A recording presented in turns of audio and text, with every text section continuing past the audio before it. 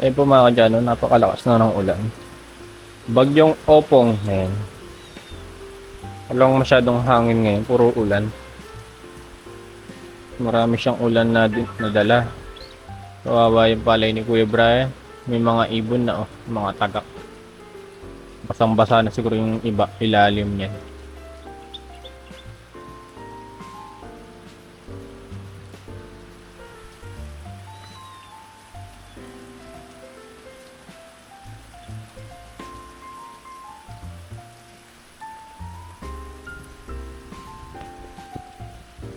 Pag ganun yung hangin, papunta rito.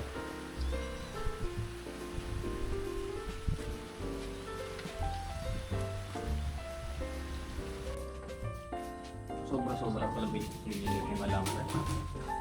Sayang pin.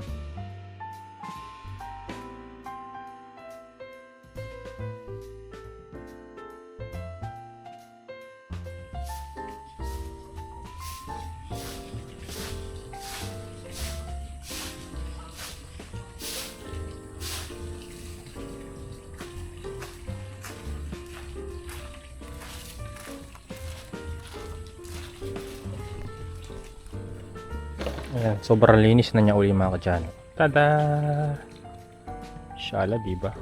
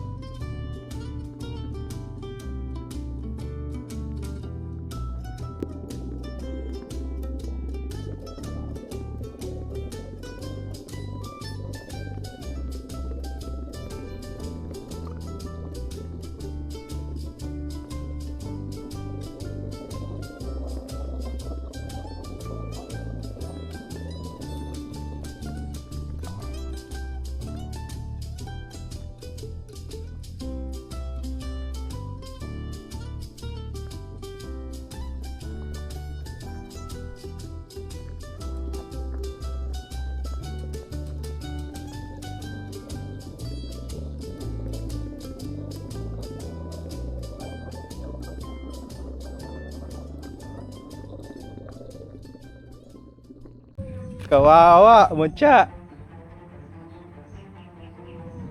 Trespassing ka kasi.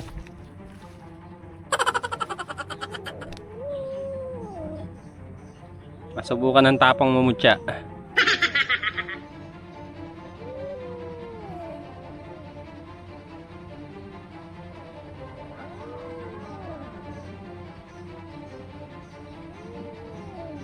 Napalaban.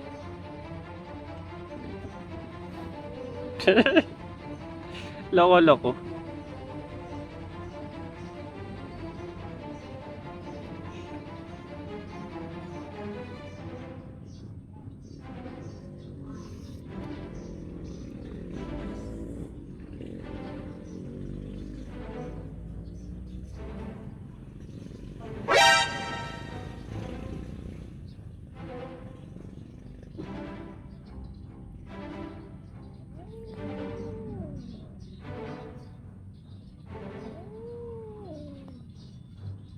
Sasampalin na niya. Mucha, lumaban ka. Ba't kasi nakahiga ka? Psst! Ha!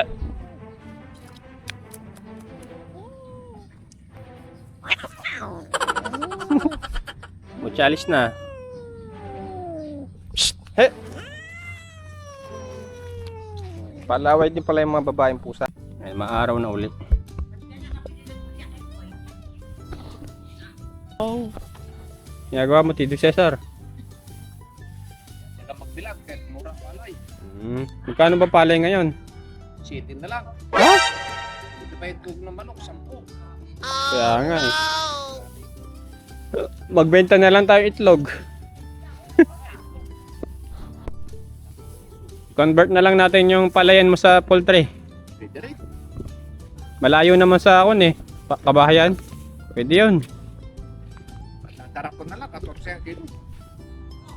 Kaya baka na lang alagaan natin, Cesar. Baka. Tapos magtanim ka ng palay pagkain nila. Ang bigas na lang ang yayari. Ganun ang balak na magpupulong ngayon. Ang bigas na lang ilalagay. May bebenta. May napanood ako sa Japan eh. Yung palay nila doon ginagawa lang pakain sa baka.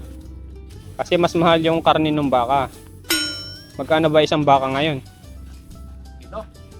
Hindi, isang buo na buhay. Nakapagod ako sa kahanap ng aking sinor. Tinigil mo na sana kung Tinigil ko na nga yung ano. Magpapakita rin yan. Alam ko, may dalawa pa akong mali. Buksan na natin. Grabe naman packaging to. Parang nilapirot lang.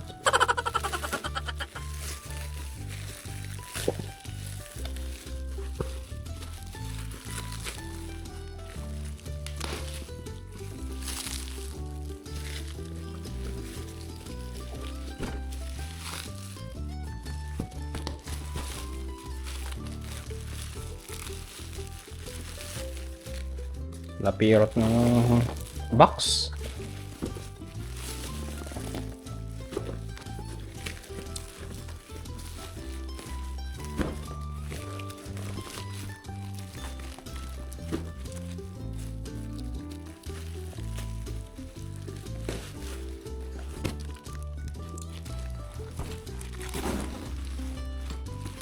Balot na balot ah.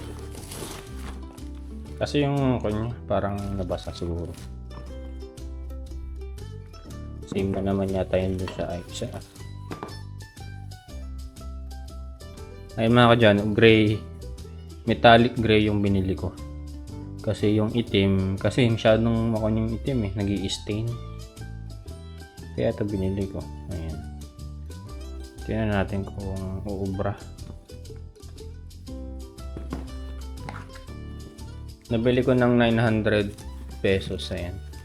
Mag-discount ako ng konti. So, 1,200 ka. Oh, ayan. May dyan, no. Ito, plastic. Okay na rin plastic siya. Iba naman ngayon. Huwag lang sanang may sira, ano. Yung pala, ikakabit ko na lang mga kadyano eh. Kasi wala yung mga rubber fittings. Baka dito lang. Mga gasket para hindi siya tumulo kasi wala tayong teflon. Kasi yung faucet namin dati, sira na. Hindi ko na magamit yung shower. Hindi ko na magamit yung parang bidet. Maganda yung kanya metal. Wala naman siyang UP. Okay naman. Meron siyang kung dito. Same as dati. Meron ulit siyang gasket na may langis. Langis siguro sa tubig. Ito plastic naman. Baka naman siyang matibay. Solid yung clip niya. Fluent. Yan, tapos meron siya kung dito yung faucet. Yung dalawa bidet. Hanapin mga dyan. Hanapin ko lang yung tatanggalin natin to faucet.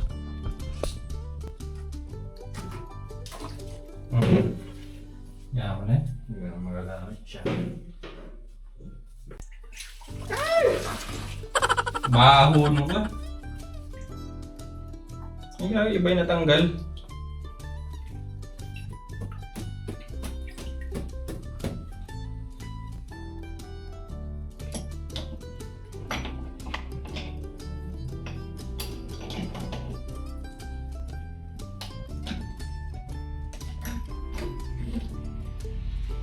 Ayun! Much better.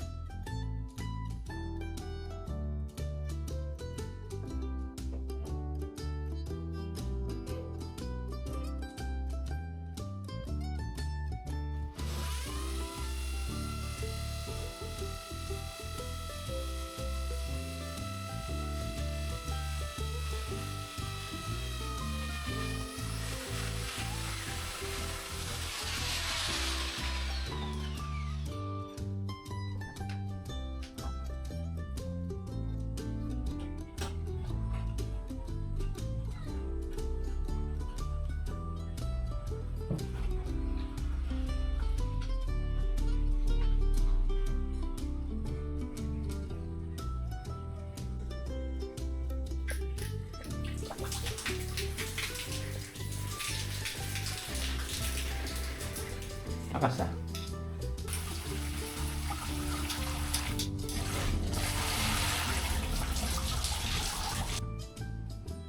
Yan po mga kadyano, tapos ko na po itong gawin yung shower po namin. Pinalitan ko na po yung pinakabuo. Ayan. Bago na yung lahat. Barado na po kasi yung mga shower head eh. Yan, ganda ng tulo niya. Hindi siya yung parang wisik-wisik. Para talaga siyang ulan. Ayan. Patak-patak talaga.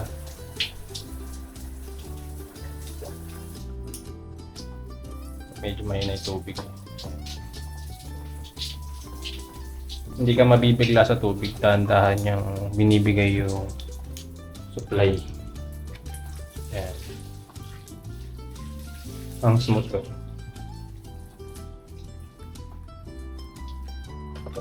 Tapos faucet.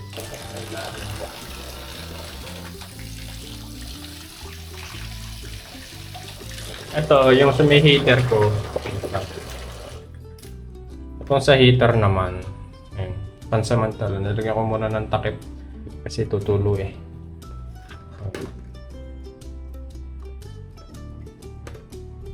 Ayos na muna mga kadyan. At yun na lamang mga kadyan. Pagababa natin ito taas, kulang pa, bit na bitin. Ay dahil na agyo rito. Okay lang yan. Okay na. Makapag-shower na ako matino. Mabilis ang shower.